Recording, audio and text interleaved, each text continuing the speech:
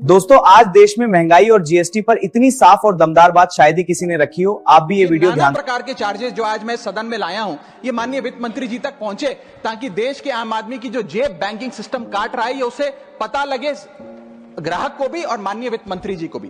पहला, minimum balance penalty. यदि आप न्यूनतम बैलेंस नहीं रखते हैं तो 100 से 600 रुपए प्रति माह बैंक आपका काट लेता है। इस चार्ज को लगाने के बाद बैंकों ने वित्तीय वर्ष 22-23 में 3500 करोड़ रुपए मिनिमम बैलेंस पेनल्टी के नाम से लोगों से वसूले हैं मैडम।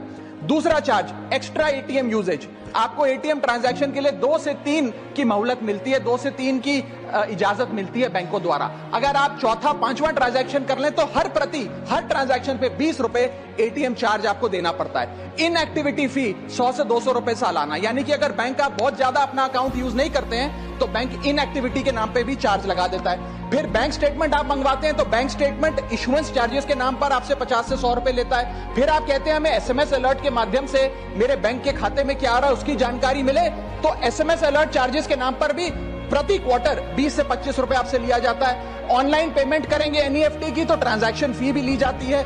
जबरदस्ती आपको पहले लोन बेचते हैं और फिर उसके बाद लोन प्रोसेसिंग फी के नाम पर 1 से 3% लोन अमाउंट का काट लेते हैं। और जब आपकी किस्मत ठीक चल रही हो और आप समय से पहले अपना लोन बकाया जो है उसका भुगतान करने बैंक पहुंच जाएं तो loan pre closure charges, early payment penalty के नाम पर भी बैंक आपसे पैसा वसूलता है। साधारण सा सिग्नेचर बदलवाना हो, नॉमिनी की डिटेल्स बदलवानी हो, उस चेंज पर भी 200 रुपए प्रति ट्रांजैक्शन के नाम पे बैंक आपसे पैसा वसूलता है। और डिमांड ड्राफ्ट पे ऑर्डर बनाने जाएं तो 100 से 200 रुपए प्रति डिमांड ड्राफ्ट आपसे पैसा वसूलता ही वसूलता है। यानी कि कस्टमर्स की जेब काटी जा रही है और कस्टमर्स को पता भी नहीं लगता कि कितना पैसा बैंक इन नाना प्रकार के चार्जेस के चलते आम आदमी से वसूल रहा है।